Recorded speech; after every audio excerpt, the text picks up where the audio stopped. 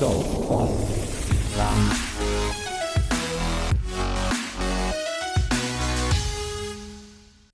Welcome to this first episode of Above the Noise, a Mini Circuits monthly podcast series about RF and microwave technology and business, and we will be talking to industry leaders from around the world. Our first guest is Jim Cable. He's a leader in semiconductor technology, previous positions at TRW, Hughes, and Peregrine Semiconductor, now PSemi. Jim was the CEO of Peregrine and helped them lead the growth into a leader of RF CMOS technology and oversaw the company's acquisition by Murata. And now he's a trusted advisor to several semiconductor startups. So welcome to the podcast, Jim. Thanks, Pat. Good to be here. So you are a pioneer of RF CMOS technology at TRW Hughes and then commercialized it at Peregrine. Can you share like a little bit of history on how the technology was developed and how ultimately it was commercialized in the displaced gas switches in many markets, including handsets? So it was a big accomplishment. So I know there were a lot of little intricacies that went with that. Yeah. So actually, when I was at TRW, I led the CMOS R&D activity for several years. And my focus there was really not on RF. It was during that time that I was getting my PhD at UCLA, and I did my PhD in cryogenic CMOS, believe it or not. And all of a sudden now, and I'll get back to that later in the conversation, but I was introduced to Peregrine way back then because they asked me to figure out how to use the fab we had at TRW to get outside customers. And so the Peregrine guys came up and visited me and asked me whether we could run their silicon-on-sapphire wafers through the fab. And so I assigned one of my guys to do that, and we took one of our test chips and just ran our process. And, we got good yields and the performance looked really good. And so that very first meeting that Peregrine had as a company took place in Ron Reedy, who was the principal founder of the company, in his living room on Point Loma, and I was there. And the focus at the time was on, they were working with Intel and Xilinx. And, I wasn't too optimistic about the chances for playing in those spaces, but one of my guys at TRW was an RF guy. He'd come from Russia, so he knew a lot about RF. And he told me, he said, I really wish we could measure S parameters on these wafers. He said, because this potentially could be a huge alternative to GaAs. I didn't even know what S parameters were. But it kind of stuck in my mind that this could be a very interesting technology for RF. So TRW decided to close that fab. I went to Hughes in Carlsbad. And I think I said in my previous interview with you, Pat, that I went there largely because I wanted to surf in San Diego.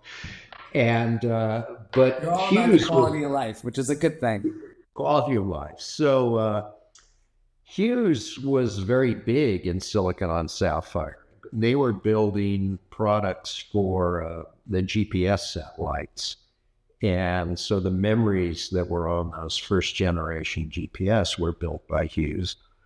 And so I got pretty familiar with the silicon-on-sapphire technology. But in the back of my mind, I kept thinking, wow, this could be really interesting for RF.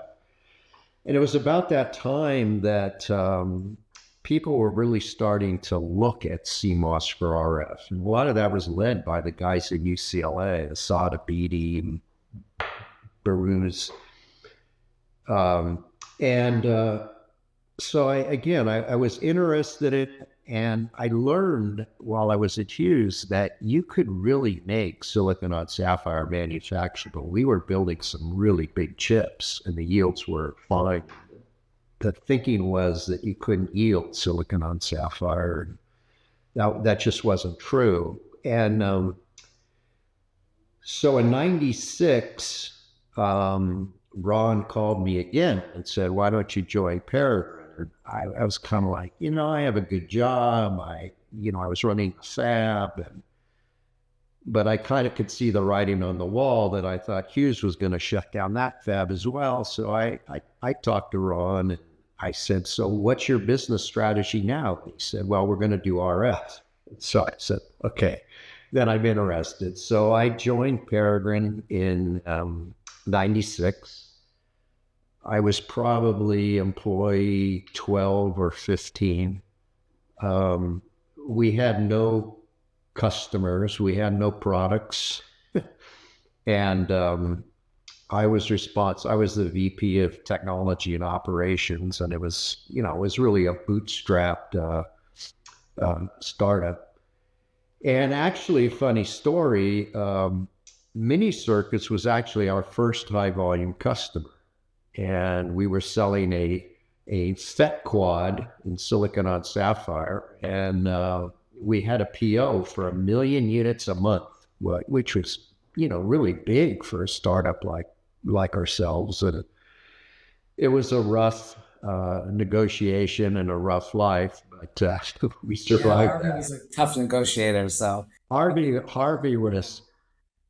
was tough. Oh man, he was tough. And but anyway, we got through that, and we started playing around with doing RF switches.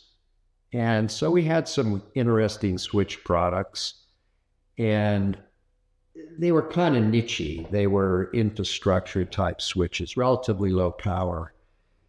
And I kept thinking, we could go into higher power switches because we invented this idea of stacking devices, taking up all the power. And my VP of engineering at the time said, nah, you can't do GSM. It's too big a stack, blah, blah, blah, blah, blah. So I had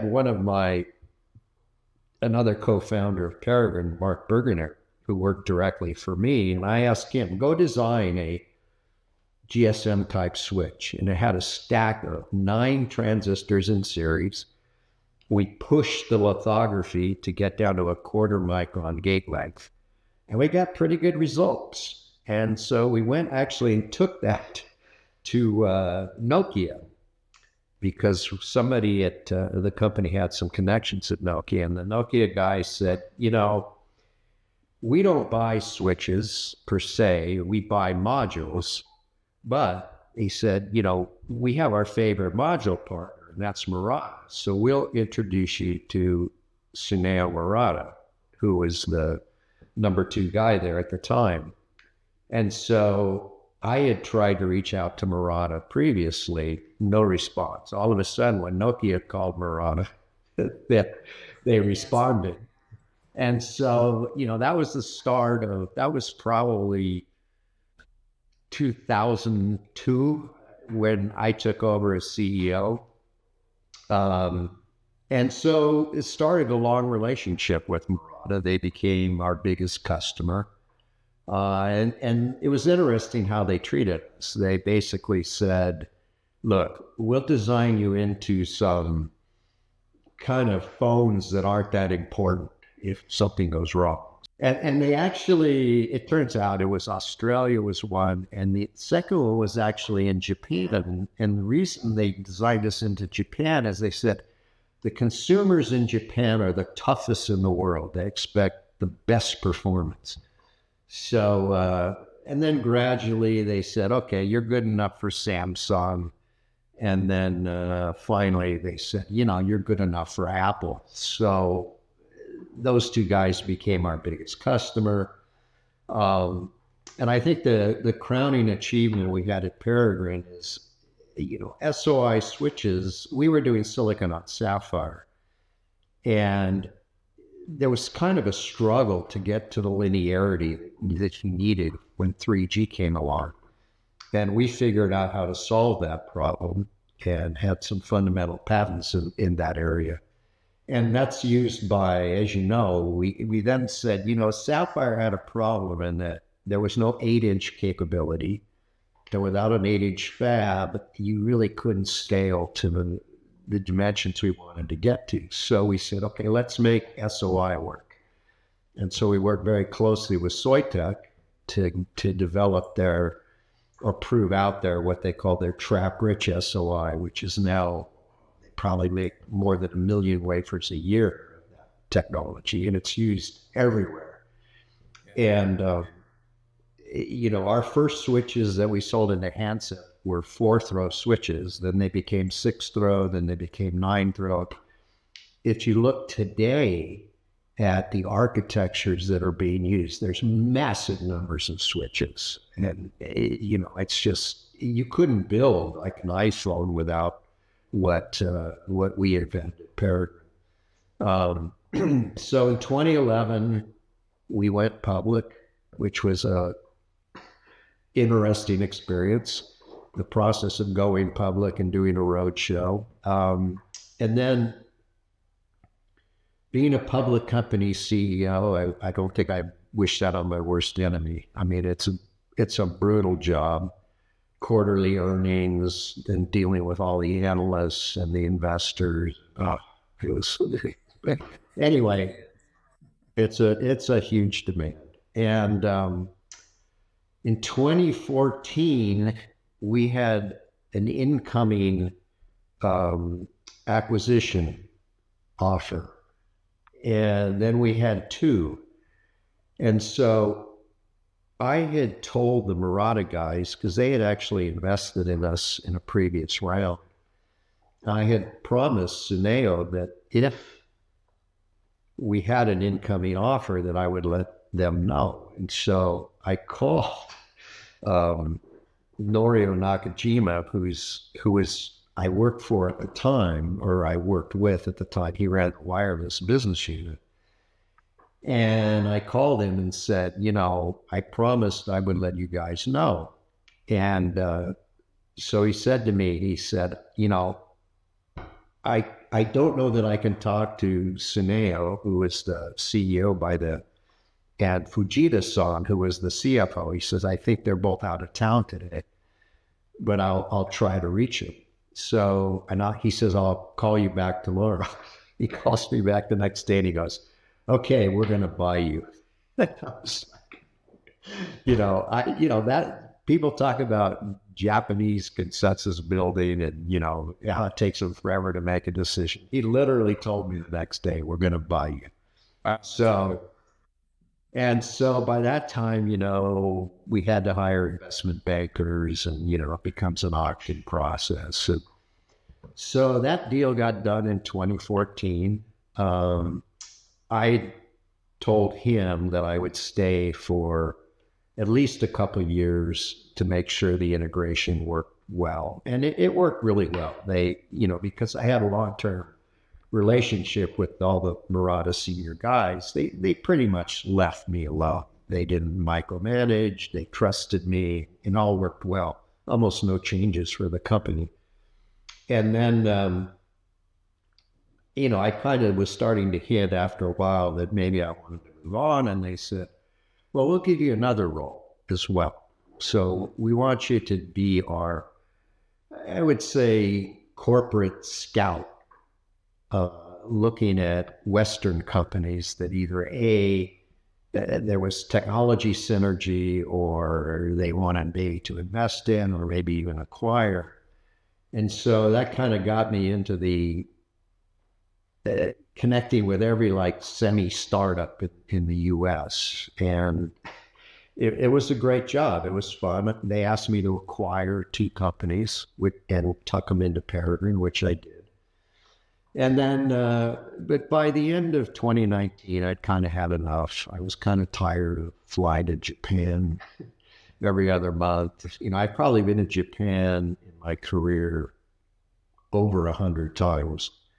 And so I told I had to go in front of the whole Murata board and explain that I was leaving. And they tried to make it as uncomfortable as possible, but anyway, I did.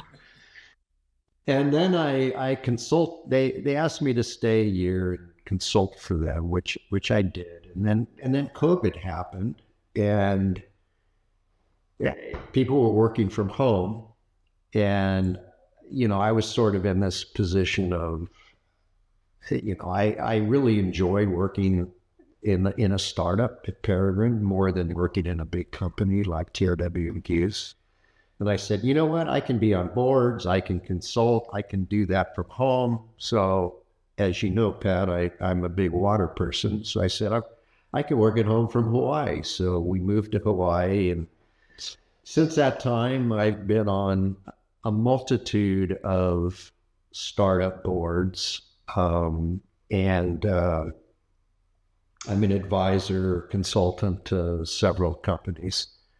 And it's fun. It's varied.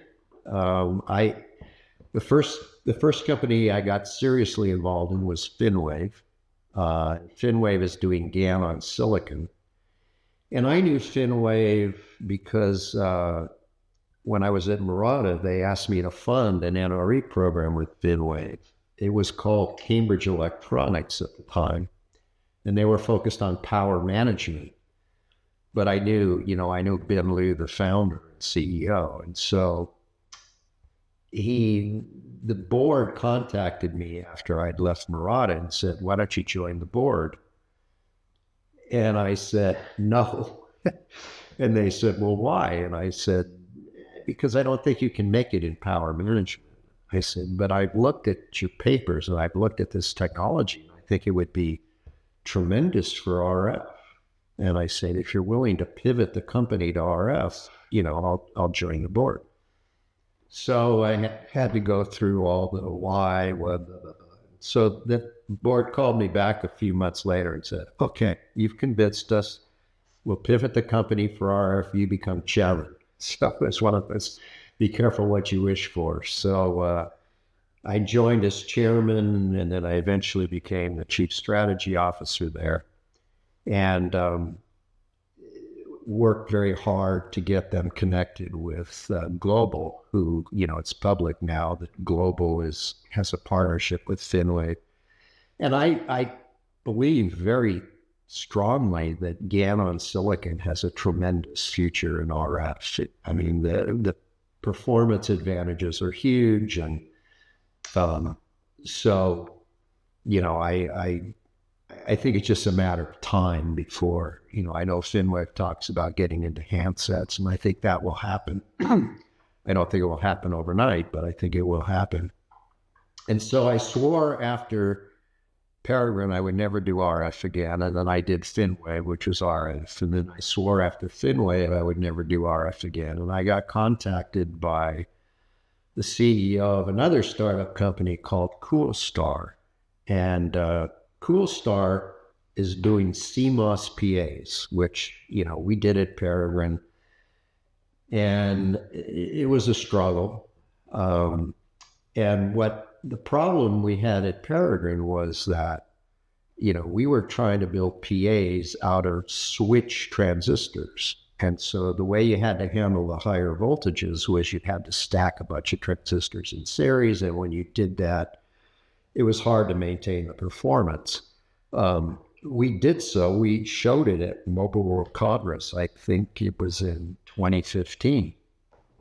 And it was amazing. It had the same efficiency as the best gas HBT PAs at the time, but that was an incumbent technology and it was hard to displace. Well, Chatong, the CEO of Coolstar, came at it a different way, and she built a custom LDMOS type device that operates at slightly higher voltages. And, so she's got parts at X band that are putting out 4 watts of saturated power. And because it's silicon, the thermal dissipation is really good. So, and of course, like most of the startups I get involved in, they quickly say, oh, we need to raise money. We need your help. So it's like, back in the fundraising mode. So, and so I can't seem to shed the RF piece. That being said, there's so many interesting things in semis right now that the area that actually I'm spending more and more of my time is actually the quantum space. And quantum is very interesting. It's both physics and double E. I have degrees in both. There's a RF component to uh, some of the qubit modalities. So Yeah, that's a interesting. lot of test equipment and passive Yeah, devices and cables into the stack.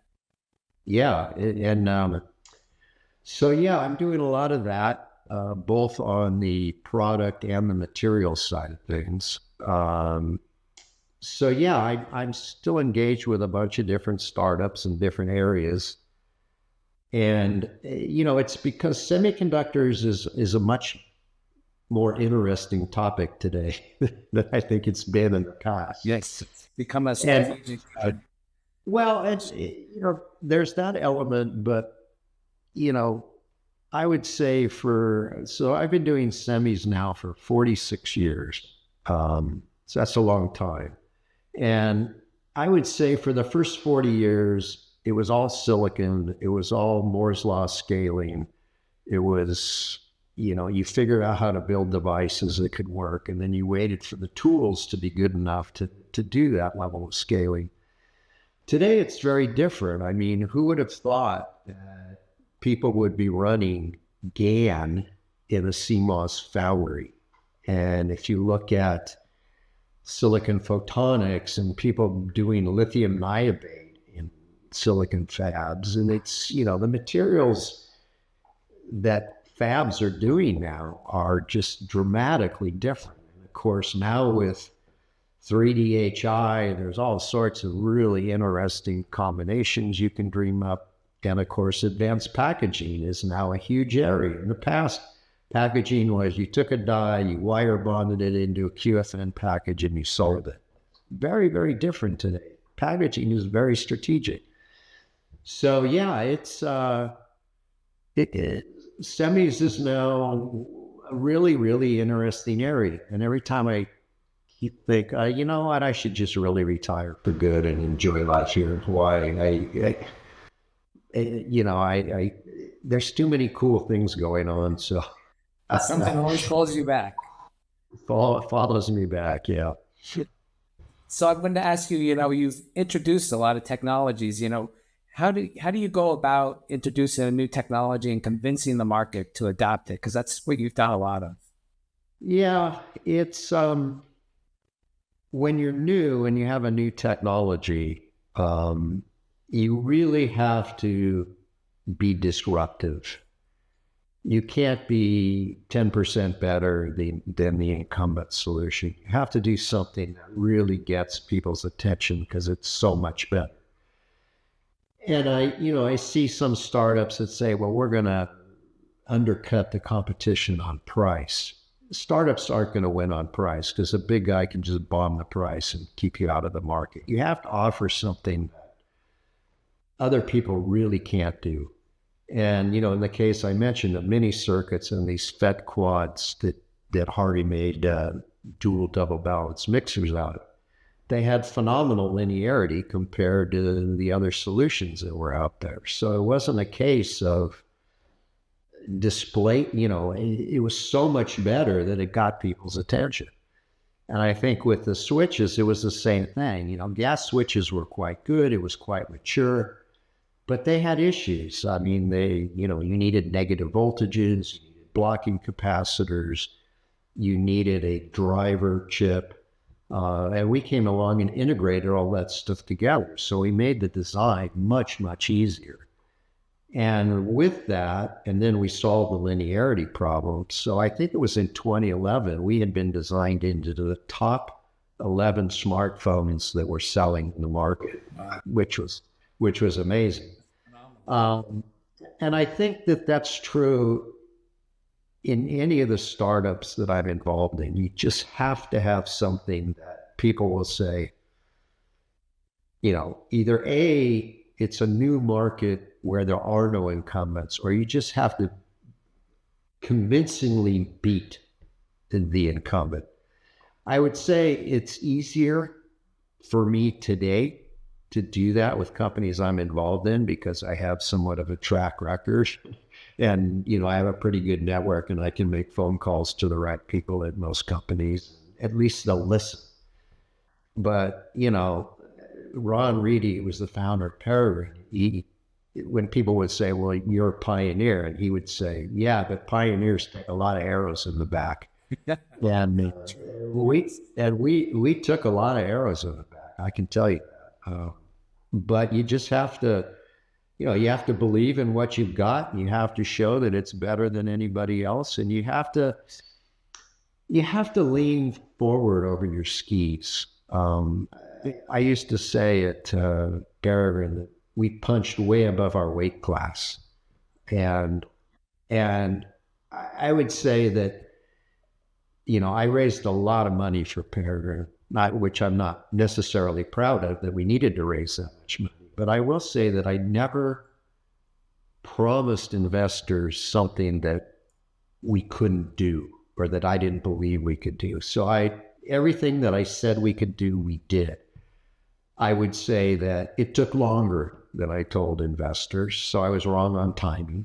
And so my advice to other startups I'm involved in is, take your optimistic time frame. And Ron used to say, use the rule of pi. It takes pi times longer than you think. So he was full of those kind of sayings that have stuck with me. But doing a startup that works, there's no feeling like it. To disrupt an industry, it's just, there's no better feeling in the world. I wanted to wrap up with you mentioning quantum, 3D packaging, things like that, kind of in, just a minute or two, can you summarize, where you see semiconductor technology going? Where are the exciting areas? Well, of course, scaling is going to continue. It's shocking to me that people are already talking about 1.4 nanometer devices. So that doesn't seem to be slowing down. And I saw IBM just announce 0.7 nanometer proof of concept, which is just mind-boggling to me. But I think that hetero integration is going to be a very, very big deal. Because as I say, you can mix and match, both silicon die as well as 3-5 material on silicon. Hybrid bonding has turned out to just be a massive benefit to the whole 3D HI side of things. Silicon photonics, huge opportunity there. As anybody who's in that supply chain, their stock will testify to that. And quantum is early in its development, but the pace is remarkable how fast people are progressing. It's a very, very tough engineering challenge, which is what makes it fun. But people talk about fusion being 20 years away. Fusion, the physics is well known. It's just an engineering problem. It's a tough engineering problem, don't get me wrong, but in quantum, the physics is not even well known, and it's a very tough engineering problem. So it's like a double whammy, it's what makes it interesting. And of course, advanced packaging, and so I actually did some consulting for Corning, and I worked for the gentleman who ran I can't remember what the name of the business unit, but it was basically specialty glass, and he was responsible for the glass that was going into semiconductors, and most of it was for, the spacers for doing multiple levels. And I kept telling Dave that glass was going to be a big deal in semiconductors, and the first place it was going to be a big deal was RF. And of course, look at it today. I mean, people are doing glass not just for RF, but interposers, panel level processing. And again, that's one of those things that a few years ago you would have said a fab is going to be running glass wafers. Yes, it's yeah. Who knew? So Yeah, that's why this field is so exciting, because it's evolving in so many different directions that it really didn't do before. It was very, I don't want to say boring, but it was singular in its focus. Now it's, Yeah, things were slow. Yeah.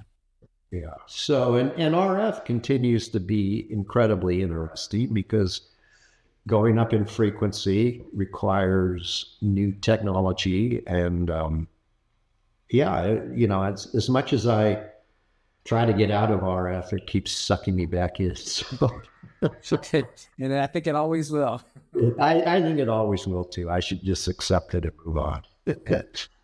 Okay, well, thanks, Jim, for talking with me today about our semiconductor technology. You're definitely the expert to ask about that. So, good luck to you in retiring. I don't think it's going to happen. Yeah, you're right there.